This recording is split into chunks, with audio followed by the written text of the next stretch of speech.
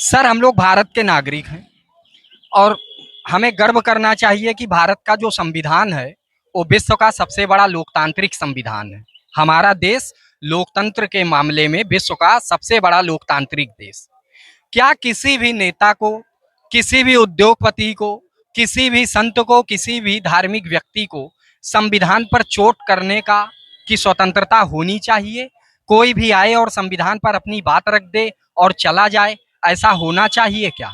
देखिए कुछ दिनों से ऐसा ट्रेंड चला है कि संविधान पर किसी भी तरह से हमला बोला जाए और संविधान को मतलब कुछ लोग ये चाहते हैं कि खत्म हो, यानी कि वो इस देश से प्यार नहीं करते, इस देश के द्रोही हैं। चाहे वो मौलाना पंडित हो या धार्मिक राजनेता हो या कोई पॉलिटिकल राजनेता हो, ये वो लोग हैं जो इस देश की लोकतंत्र को हजम नहीं करना चाहते। इस देश में आज पूरे वर्ल्ड में आप कहीं घूम लीजिए, यहाँ केवल भारत का ऐसा संविधान है जो अमूल्य है, वो कहीं भी नहीं है। किसी भी देश में कुछ ना कुछ उसके कानून में कमियां है जिसका जनता खामियाजा भुगतती है, लेकिन भारत का एक ऐसा संविधान है कि यहाँ एक पशु पक्षी से लेकर इंसान तक उसके विषय में लिखा गया और उसको धार्मिक स्वतंत्रता की आज़ादी है, हर तरह की जीने की आज़ादी है, खुल के जीने की आज़ादी है। लेकिन कुछ लोग इस बात को हजम नहीं करना चाहते। वो चाहते हैं कि देश के लोकतंत्र को खत्म किया जाए, कैसे इस देश में भेदभाव पैदा किया जाए और उसके माध्यम से धीरे धीरे संविधान की बुनियाद को खत्म किया जाए। लेकिन ये संविधान खत्म होने वाला नहीं है। ये संविधान उस सभा ने लिखा है जो विश्व के ऐसे महान बुद्धिजीवी जिन्होंने बहुत सारी शिक्षाएं हासिल करी, बाबा साहब डॉक्टर भीमराव अम्बेडकर जी को हम सलूट करते हैं। बाबा साहब ने जो सभापति होने के नाते उसमें जो भी प्रावधान हर वर्ग, हर धर्म, हर जाति के लिए लिखा है, वो काबिले तारीफ है। और जो लोग इस लोकतंत्र को, इस संविधान को खत्म करना चाहते हैं, वो खुद खत्म हो जाएंगे। संविधान खत्म होने वाला नहीं है। Thank you. क्या कहेंगे आप? देश के नागरिक हैं, सबसे बड़ा धर्म राष्ट्र धर्म या सनातन धर्म? सीधे सीधे मुद्दे पे आते हैं। संविधान की, संविधान जो है उसका हमें पालन करना चाहिए, संविधान की प्रशंसा करनी चाहिए, या फिर हमें संविधान पर टिप्पणी कर देनी चाहिए?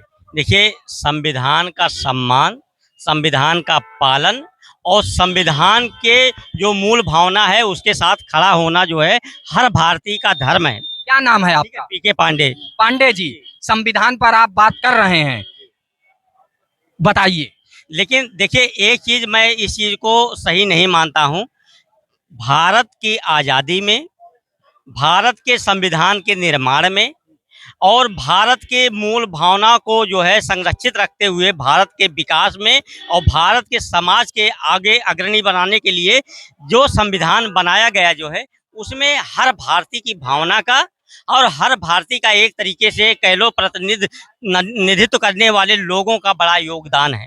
किसी भी एक व्यक्ति को अगर आप जो है उससे जोड़ देंगे तो बाकी लोगों के जो परिश्रम प्रतिभा है उसको आप नकारने का काम करते हैं। ये सही नहीं है। सब लोग इसमें सहयोगी हैं, चाहे वो भारत की 140 करोड़ की जनता हो, चाहे वो भारत के प्रबुद्ध लोग हों, या जो हमारे संविधान के जो है मुखिया रहे हैं वो हों। सब लोगों ने परिश्रम किया, अपने देश को आगे बढ़ाने के लिए संविधान की रचना करी और उस संविधान से देश जो है चल रहा है। पांडे जी, आपकी बात से मुनव्वर राणा साहब की एक शायरी याद आ गई कि सभी का खून है शामिल यहाँ की मिट्टी में, किसी के बाप का हिंदुस्तान थोड़ी है।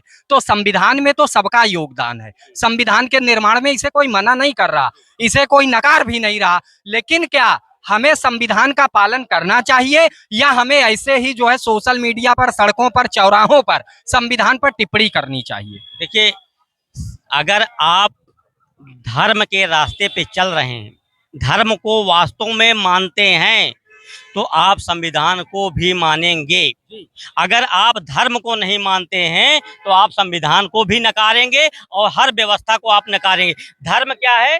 जो सबके हित की बात करता हो, जो सबके कल्याण की बात करता हो, जो विश्व बंधुत्व की बात करता हो, जो सब में ईश्वर का दर्शन करता हो, जो सबके उत्थान की विषय में सोचता हो, जो सबके सहयोग को लेकर के देश और समाज को आगे बढ़ने की बात करता हो, वो धर्म है। अगर आप उस धर्म को आप नहीं मानते हैं तो आप संविधान को भी नकारेंगे और जो अपने बड़े बुजुर्गों की बात है उसको भी नकारेंगे आप जो है। तो जो भी भारतीय है, जो भारत भारतीयता और भारतवासियों में विश्वास रखता है, वो संविधान में विश्वास रखता है, इससे कोई इनकार नहीं कर सकता है।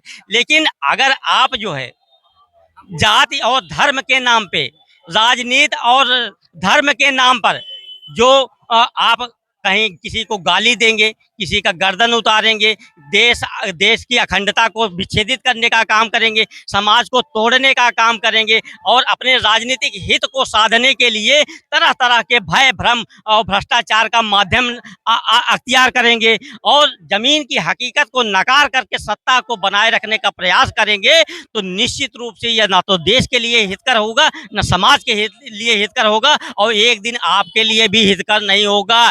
जैसे कि महाभारत में दुर्योधन का हित अपने निजी हित के लिए उसने पूरे जो है पूरे परिवार को नष्ट कर दिया। आपके पास सर, देश के नागरिक हैं आप भी, क्या कहना चाहेंगे भारत का जो संविधान है, क्योंकि हमको तो जो सिखाया और पढ़ाया गया कि राष्ट्र धर्म प्रथम धर्म, तो हम देश के संविधान पर टिप्पणी कर दें, आलोचना कर दें, किस रूप में इसे देखते हैं आप?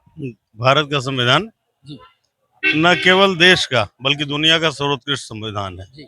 जो लोग संविधान पर टिप्पणी कर रहे हैं उन्हें संविधान का 1% भी ज्ञान नहीं है। वो मानसिक रूप से कूपमंडूक और हताश निराश लोग हैं।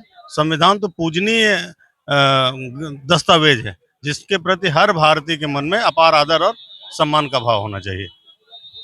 तो ये मानते हैं कि भारत का जो संविधान है वो विश्व का सबसे बड़ा लोकतांत्रिक संविधान है, राष्ट्र है, सबको संविधान ने अधिकार दिए हैं तो कुछ कर्तव्य दिए हैं और कर्तव्य यही है कि कम से कम जो कानून है उसका तो हम पालन करें।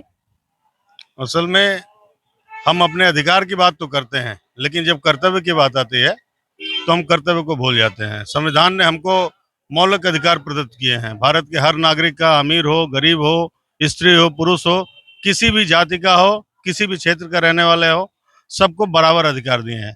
लेकिन उसके साथ ही एक योग्य नागरिक के लिए संविधान ने हमें उत्तरदायित्व भी दिया है जो हमें करना चाहिए। लेकिन हम अधिकारों के लिए तो लड़ते हैं, कभी भी हमारे कर्तव्य क्या है हम उससे पैर पीछे हटा जाते हैं। अगर भारत का नागरिक अपने कर्तव्यों के प्रति समर्पित रहे तो ये देश पुनः सोने की चिड़िया बन जाएगा। ठीक है, thank you sir. Yadav ji, क्या कहना चाहेंगे? संविधान की बात हो रही है, संविधान पे चर्चा हो रही है, किस रूप में देखते हैं भारत का संविधान? भारत का संविधान लोकतांत्रिक संविधान है और इसको सभी को मानना चाहिए। संविधान से ही धर्म की रक्षा भी हो रही है। हर धर्म की रक्षा संविधान करता है, कानून करता है।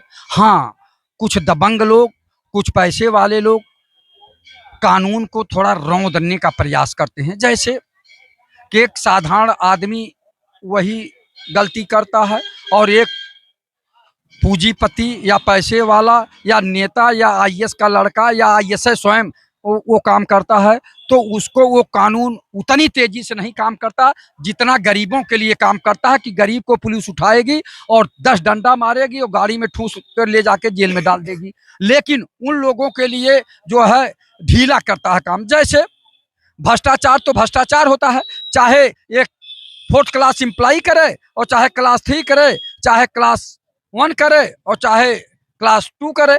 और इसी तरह आपने सुना होगा एक जो है जज साहब हाई कोर्ट के जो है उनके घरों में इतनी नोटें जली मिली और जो है इतना हुआ, लेकिन आज तक कुछ नहीं हुआ। तो इससे थोड़ा जनता में असमंजस की स्थिति पैदा होती है कि ये भ्रष्टाचारी कैसे बच जाते हैं, जिसके ऊपर देश का प्रधानमंत्री भी आरोप लगा दें कि शुभेंद्र अधिकारी, हेमंत बिश्व शर्मा, स्वर्गीय अजीत पवार, अशोक चौहान, ये लोग बड़े बड़े भ्रष्टाचारी हैं, लेकिन ये बचे रहे हैं। तो कानून या संविधान उनके ऊपर क्यों नहीं काम कर रहा?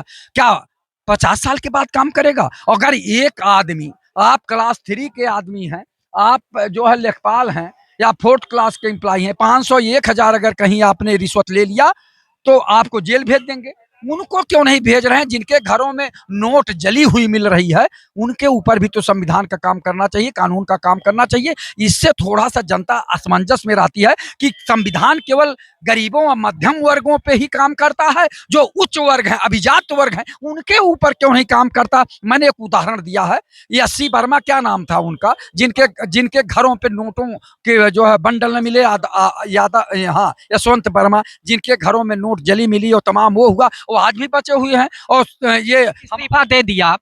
मजबूरी में इस्तीफा दिए। आप बताइए, इस्तीफा देने वाले का इंसान पेंशन और सारा पैसा मिल जाता है। अगर ये बर्खास्त किए होते तो सब जो उसका रुक गया होता ना। और इसकी जांच करनी चाहिए कि पैसा लाया कहाँ से, ये इतना पैसा उसके घर में मिला कैसे। ऐसे तमाम लोग हैं। हम देखिए, जाति पात, मतलब आप मानते हैं कि भ्रष्टाचार समाप्त होना। आप मानते हैं कि उच्च पदों पर बैठे लोग, पावर में बैठे लोग संविधान का इस्तेमाल अपने को, अपनी बचाव के लिए सुविधा के अनुसार, अपने सुविधा के अनुसार उसको तोड़ मरोड़ कर प्रस्तुत करते हैं और बड़े अधिकारी को बचाने का भी काम करते हैं। न्यायपालिका बचाई यशवंत वर्मा को, नहीं तो तत्काल उनको बर्खास्त करना चाहिए था। क्यों सुप्रीम कोर्ट का जज क्यों नहीं उस पर संज्ञान लिया? जो सुप्रीम कोर्ट के जज को बहुत ज्यादा अधिकार है कि अगर वास्तव में साक्षात दिखाई दे रहा है कि ये भ्रष्टाचार किया है, तो चाहे जज हो, चाहे कलेक्टर हो, चाहे एसपी हो, चाहे आईएएस आईपीएस पीपीएस या बाबू हो, जो भी भ्रष्टाचार में है उसके खिलाफ कठोर कार्रवाई होना चाहिए।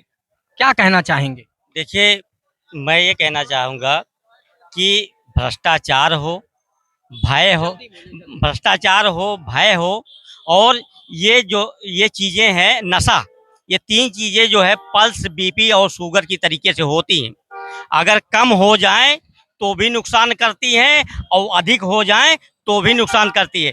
इनको ना तो कोई ख़त्म कर सकता है, ठीक है, और चाहे वो कितना भी प्रयास करे, लेकिन उसको नियंत्रित किया जा सकता है। अगर नियंत्रण में रहती हैं चीज़ें तो सारी चीज़ें सही दिशा में चलती हैं। ठीक बात है सर। आप जो है पंडित जी हैं और सेना के जवान रहे हैं, आपको सैल्यूट है। आज हम चर्चा कर रहे हैं संविधान की। सर, विश्व का सबसे बड़ा लोकतांत्रिक राष्ट्र है हमारा भारत का संविधान, इतना महान संविधान है। क्या कहना चाहेंगे संविधान पर? कभी कभी तो मैं संविधान के ऊपर भी सोच के बहुत दुख होता है सर।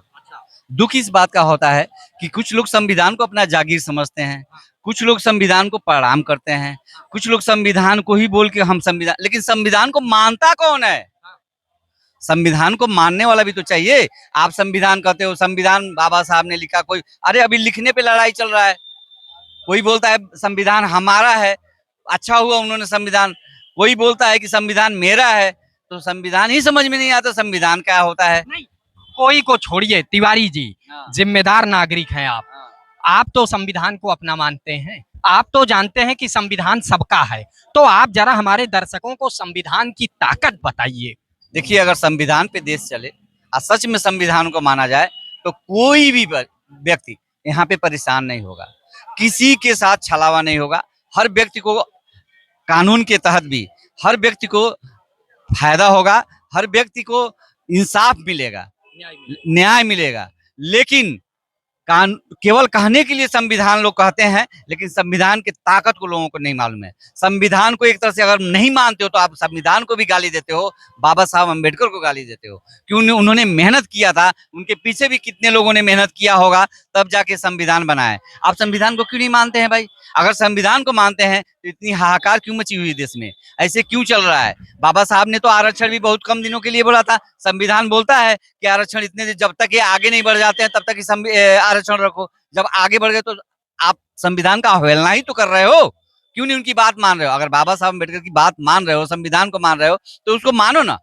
गरीब हर वर्ग में है, हर वर्ग विशेष में है। मैं किसी को कहूंगा नहीं, किसी भी पार्टी को कुछ नहीं बोलेंगे, हर वर्ग विशेष में गरीब लोग हैं, जिसको चाहिए जो गाली दे रहा है, जिसको चाहिए जो कह दे रहा है।